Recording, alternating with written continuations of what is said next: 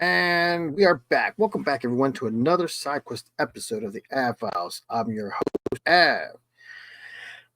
So today I got two stories for you guys, two short stories. One of them uh, is actually kind of amazing, which I never knew happened. I was looking for some weird or strange stories, and I just happened to stumble across this story. It's basically, as the title would say, the Marrs Bluff incident. Um, So back in March 11th, 1958, a Boeing B-47 Stratojet with three crew members was flying out of Hunter Air Force Base near Savannah, Georgia, and took off about 4:34 p.m. and was scheduled to fly to the United Kingdom, then head to North Africa as part of Operation Flurry. This B-47's payload was a Mark 6 nuclear bomb, and it was carrying this in case war broke out with the Soviet Union. Captain Bruce Kolka was the navigator and bombardier of the aircraft. He was summoned to the Bombay area after the captain of the aircraft, Captain Earl Kohler, had noticed a fault light in the cockpit indicating the bomb harness locking pin was not engaged.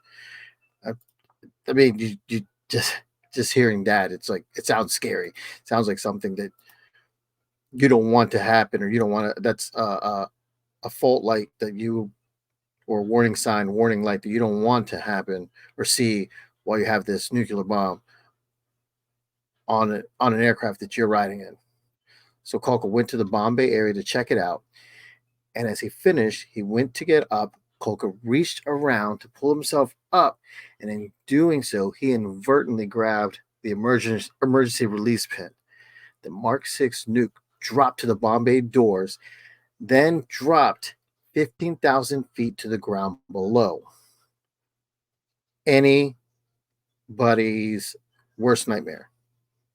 And this is in the United States, in Savannah, Georgia. That's got to be the most terrifying thing. As soon as that thing, the doors open up, like, oh shit!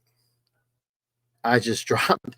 We just dropped a nuclear bomb on ourselves in U.S. soil. At this time, two sisters, 6-year-old Helen and 9-year-old Frances Craig, were playing outside with their cousin, 9-year-old Ella, when the bomb hit their playhouse that was in the woods 200 yards away from that their father, Walter Craig, had built for them. The conventional high explosive detonated, obliterating the playhouse and leaving a crater 70 feet wide and 35 feet deep, and the blast radius was about 5 miles wide. Fortunately for the Craigs, the fissile nuclear core was still on the aircraft and not connected to the Mark 6. Basically, the bomb exploded, but it didn't have that one piece to it that would actually make it explode fully. So it was an explosion. Obviously, it left a crater 70 feet wide and 35 feet deep, but the nuke didn't go off.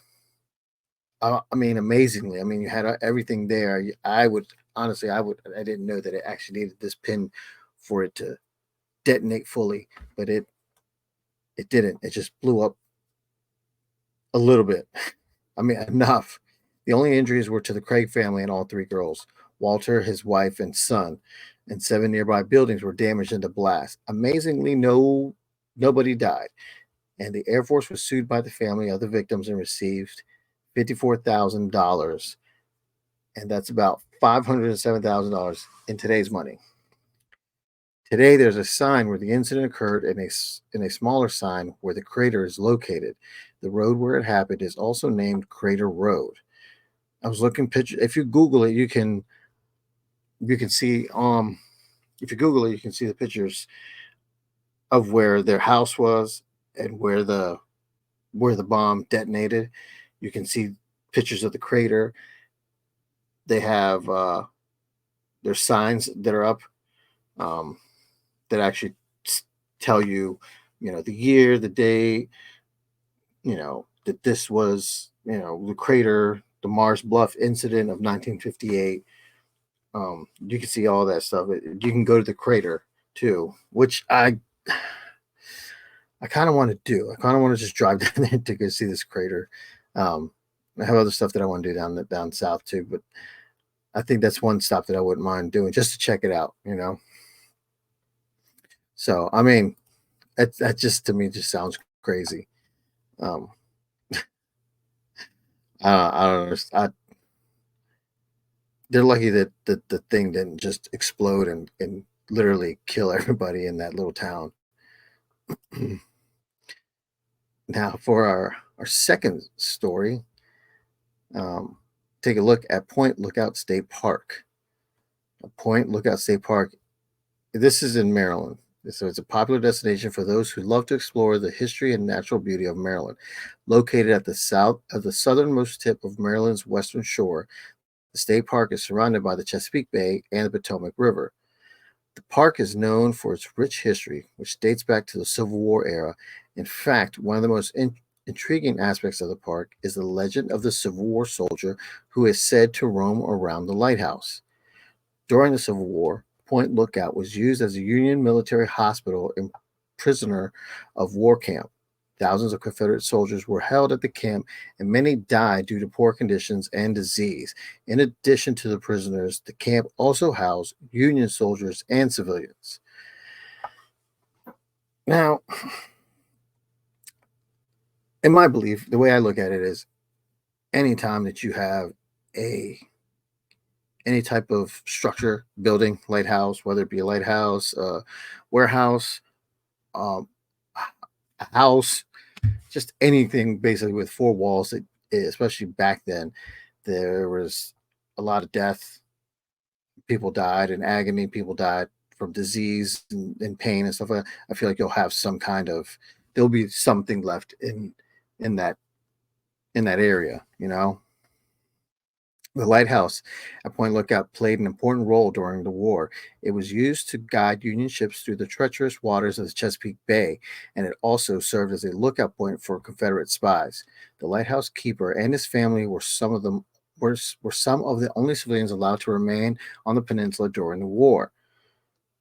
Legend has it that one Confederate soldier who was being held at the camp managed to escape and make his way to the lighthouse. He climbed to the top of the tower and was attempting to signal a Confederate ship when he was discovered by Union soldiers.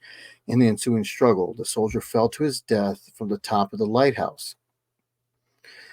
The lighthouse came into existence in 1830 and is no longer in use now, but ever since that tragic event, visitors to the lighthouse have reported sights of a ghostly figure in Confederate uniform. Obviously, because he died there, so he has nowhere else to go but there. The apparition is said to roam around the lighthouse, and some visitors have even reported feeling a cold breeze or hearing the sound of footsteps when no one else is around. One account by a ranger happened in 1977. He said one day he was out about 4:30 p.m. The ranger was out collecting weather data. About 40 yards, he noticed an old woman walking slowly along the beach, looking around like she dropped something. He said, I watched her for about 5 minutes or so. I finally walked over to see if I could help her. She told him she didn't need any help, but she was wondering where the gravestone had gone. He didn't know exactly what she was talking about and just kept collecting data. After a few more minutes, he turned around to see if the old woman had found what she was looking for and noticed she was nowhere to be found. At that moment, he noticed that the parking lot was empty, and he would have noticed anyone coming in or leaving. Later on that day, he asked the park manager if he knew anything about a graveyard by the Potomac River. He said at one time there was a graveyard somewhere by where the lady had been wandering. It was the Taylor family graveyard. The exact location is no longer known, but the existence is well documented. At one point in time, someone had stolen Elizabeth Taylor's headstone, but was later found at a local hotel by Point Lookout Park Ranger. Some say that the old lady looking for the graveyard is Elizabeth Taylor, searching for the rest of her family. This is just one of many sightings of some ghostly being roaming around Point Lookout. Despite the legend of the ghostly soldier, Point Lookout State Park is a beautiful and peaceful place to visit. The park offers a wide range of outdoor activities, including camping, hiking, fishing, and boating. And visitors can also explore the park's many historical sites, including the remains of the Civil War prison camp, the lighthouse, and the Chesapeake Bay Maritime Museum. So, Point Lookout State Park in Maryland is a fascinating destination for history buffs and nature lovers alike. The legend of the Civil War soldier who roams around the lighthouse adds an extra layer of intrigue and mystery to the already rich and fascinating site. Whether you're interested in exploring the park's history or simply enjoying its natural beauty, Point Lookout is definitely worth a visit. Which I think Daniel and I are that's another place that Daniel and I said that we want to go. Um, just for one to go check it out, like take his family down there and kind of like hang out, or just us and maybe Spencer and kind of hang out and go fishing and do that. But also on the aspect of you know seeing if anything pops up, you know, because you never know. Um, but yeah, but the ghost part of it is pretty interesting. I always feel a lot of I feel like Georgia and Maryland, Virginia, uh, even New York up that way has a lot of historical, uh, like the Civil War ghosts and all that. You can kind of see uh, there's a lot of ghosts.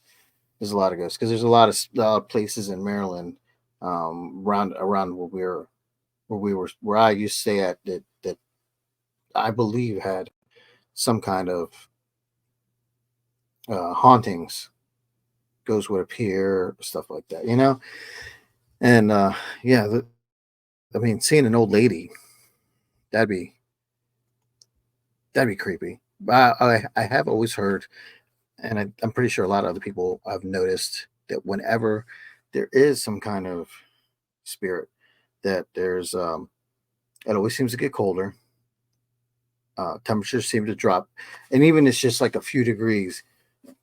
And before I used to think, oh, a few degrees, like who's really going to notice? You notice when it's a few degrees, there's a change. So like if even if a room is kind of cool, you can feel it get colder. You know, it's I don't think it's as cold as in movies where um I don't think it's in movies like where it gets so cold that you see a breath. I don't think it's that cold, but I believe that that's just like you can feel it get cold, and hearing footsteps. Yeah.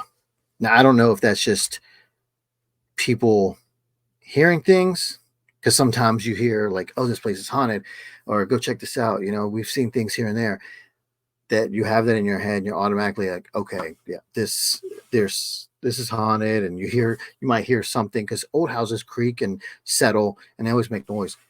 So you wonder, was that the house or was that actually something? Because who knows what's out there, right? We're not here for answers, we're here for more questions because we don't have any. So anyway, that's just my quick two stories. I know it was a little quick. Sorry if it was quicker. If you want to hear more about it, I mean, let me know. I mean, Marrs Bluff, though, that's pretty much about it. The guy messed up. He dropped a bomb on the United States soil. Luckily nobody was killed. Unfortunately, the family was hurt. But you know, I don't know what happened to him. I could only imagine that he got demoted at least. I mean, at least. I don't think they kicked him out of the Air Force, but geez, I would probably want to kick him out of the Air Force or something like that. Um, but thank God, like none of the family members were severely hurt. But Point Lookout is definitely worth the trip that I think we're gonna have to do. Don't forget to hit the subscribe button, smash the like button, do all that good stuff. And next time you hear us, hopefully you'll hear a podcast. We got a good one coming up. So stay tuned for that.